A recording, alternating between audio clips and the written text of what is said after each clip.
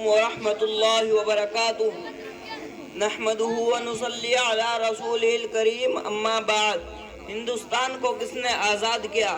محترم دوستو، ہندوستان کی اس سرزمین نے حضرت مولانا حسین احمد مدنی اور حضرت مولانا محمد میاں دیوبندی اور حضرت مولانا حفظ الرحمان بجنوری وغیرہ جیسے بہادروں کو جنم دیا، جنہوں نے ہندوستان کی آزادی میں تن من دھن کی بازی لگا دی، لیکن انگریز کے سامنے نہیں جھکے۔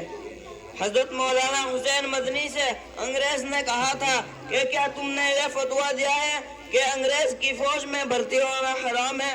تو حضرت نے فرمایا، ہاں، آج بھی میرا یہی فتویٰ ہے۔ تو مولانا محمد علی جوہر نے حضرت کے پاؤں پکڑ لیے اور فرمایا کہ حضرت بیان بدل دو۔ تو حضرت نے فرمایا کہ اگر آج میں نے اپنا بیان بدل دیا تو خدا کی قسم کل ایمان بدل جائے گا۔ دوستو، انگریز نے مولانا حسین مدنی کے گولی مارنے کا حکم دے دیا تھا۔ جب کراچی میں جلسہ ہوا تو لوگوں کو یہ خیال معلوم ہوا تھا کہ حضرت مولانا حسین مدنی اسٹیج پر نہیں آئے گے، لیکن حضرت مولانا حسین مدنی وہ مرد مجاہد تھے جو کاندھے پر کفن رکھ کر اسٹیج پر آئے تو انگریز کو بلبل اور گولیوں کو گل سے مشابہت دے کر کہا، لیے پھرتی ہے بلبل چوچ میں گل، لیے پھرتی ہے بلبل چوچ میں گل، شہید ناز کی تربت کہاں ہے؟ تو لوگوں نے آدھے گھنٹے نعرے لگائے، پھر فرمایا، کھلونا سمجھ کر نہ برباد کرنا، کھلونا سمجھ کر نہ برباد کرنا، کہ ہم بھی کسی کے بنائے ہوئے ہیں۔ فرنگی کے فوجوں میں حرمت کے فتوے، فرنگی کے فوجوں میں حرمت کے فتوے، سردار چڑھ کر بھگائے ہوئے ہیں۔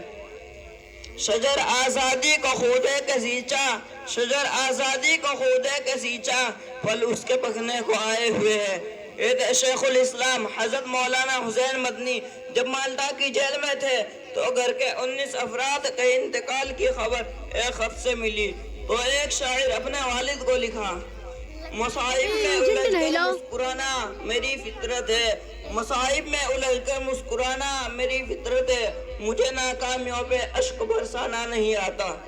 ایک شیخ الاسلام حضرت مولانا حسین مدنی اتنا بڑا عظیم و انسان، انگریزوں سے ٹکرانے والا، علم و فضل کا بادشاہ، مسلمانوں کو اس مجاہد آزادی پر فخر کرنا چاہیے اور ان کے حق میں دعائے خیر کرنی چاہیے۔ اللہ تعالیٰ ان کے درجات کو بلند فرمائے، اللہ تعالیٰ ان کی قبر کو نور سے منور فرمائے، اور اللہ تعالیٰ ہم مسلمانوں کو ان کے نقش قدم پر چلائے۔ آمین و آخر دعوانا الحمدللہ رب العالمین۔